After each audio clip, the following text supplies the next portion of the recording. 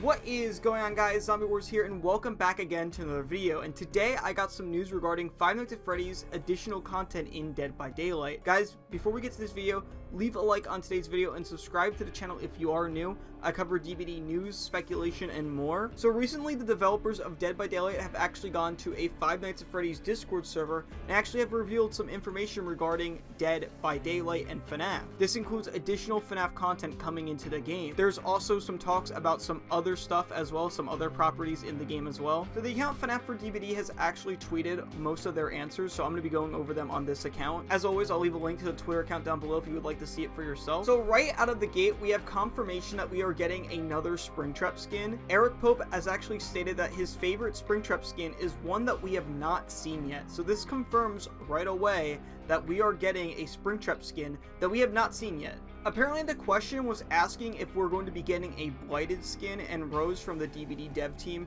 confirmed that it's going to be another Springtrap skin, but also took note that the Hollow Blight is in their October release. So they didn't say it was going to be a Blighted skin, and it sort of implies that it's going to be more recent than that. So I don't think it is going to be a Blighted skin. I still think we are going to most likely get a Blighted Springtrap skin around the Halloween season, but I do think this skin they are referring to is going to be a skin that's going to be coming out more recent than Halloween. So that's really cool right off the bat that we are getting additional FNAF content. Now this one is what really interests me. According to Rose, the dev team did not forget about Foxy the Pirate. Now, as we all know, there has been a lot of speculation going around about Foxy coming into the game because on the map, Foxy is the only animatronic that is actually missing from the original band. Bonnie, Chica, Freddy, they're all on the map except for Foxy. When you go to Pirate's Cove, all that's there is a Foxy plush. So what people are saying is that this is most likely teasing a Foxy skin.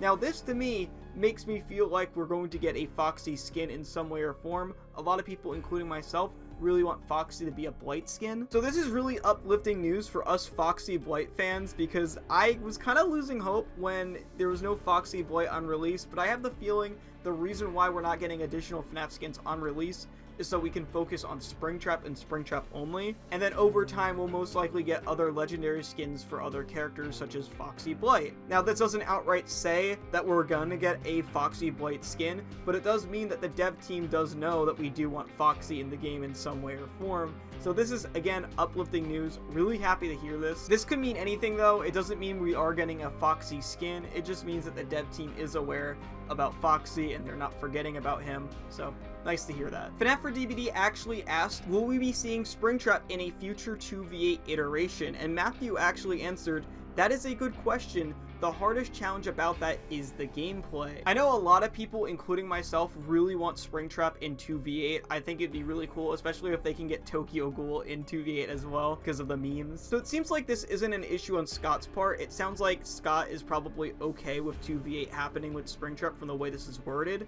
but they just can't figure out how to do it gameplay-wise, which I feel like if they tweak certain things about Springtrap, it could still work.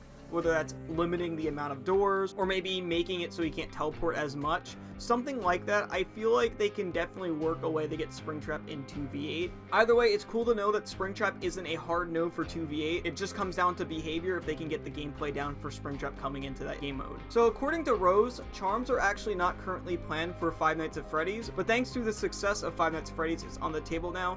This is really cool because I noticed that there were no charms with this chapter, and I thought that was a little odd. I really feel as though we maybe should have gotten some charms, especially because I was hoping we'd maybe get some FNAF references with some charms, but it looks like they do want to do charms now, and it looks like we might be getting them in the future. This also leads me to think that the next tome, which is in July, is going to be The Walking Dead and not FNAF. I know a lot of people were speculating on whether the July tome was going to be The Walking Dead or Five Nights at Freddy's, and I think this kind of soft confirms that it's going to be The Walking Dead. And the reason why I say that is because if it was a Five Nights at Freddy's tome, it would have FNAF charms like most tomes do. It would have charms of whatever the tome is based on. The fact that they don't have any charms planned makes me think that they don't have a tome for July. So I think this kind of, like I said, soft confirms that July is most likely not going to be a FNAF tome like some of us think. I could be entirely wrong on that, but every time we get a tome, it usually has charms associated with that chapter, whatever the tome is based on. The devs were actually asked about FNAF survivors, and there were actually a few different answers. Matthew Cote said it's possible. Rose says, how much are you willing to sacrifice? I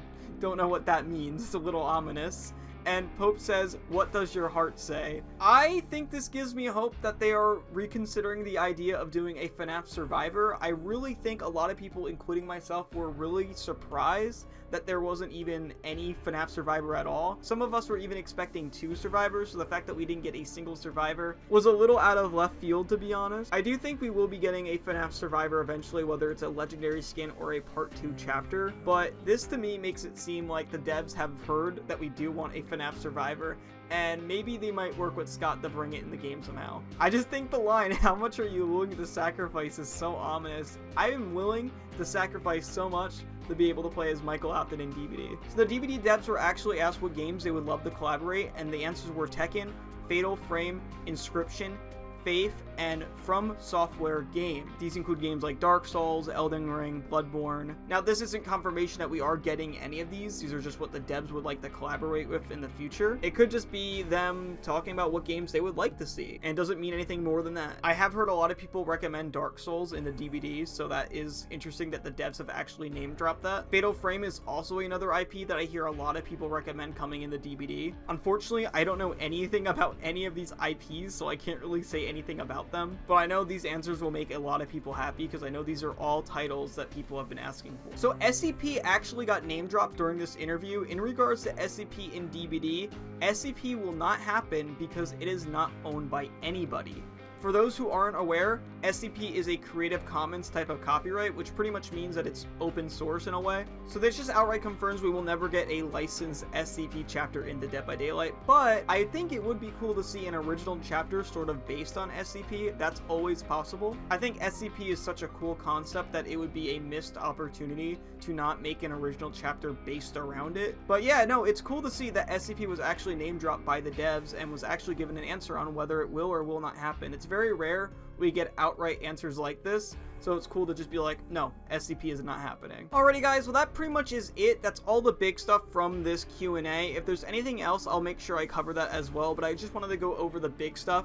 Official confirmation that the DBD devs have not forgotten about Foxy the Mate is probably the biggest thing from this. So we can definitely expect we'll be getting something Foxy related in the future from DBD, which is so exciting for me, for someone who's been speculating about Foxy Blight for so long now. I also think it is interesting, like I said earlier, about that Charms comment. I think it kind of soft confirms that we are not getting a FNAF tome next month. But yeah, if there is any more updates from the DBD devs from this that I've missed, I'll let you guys know either in a post or in a future video.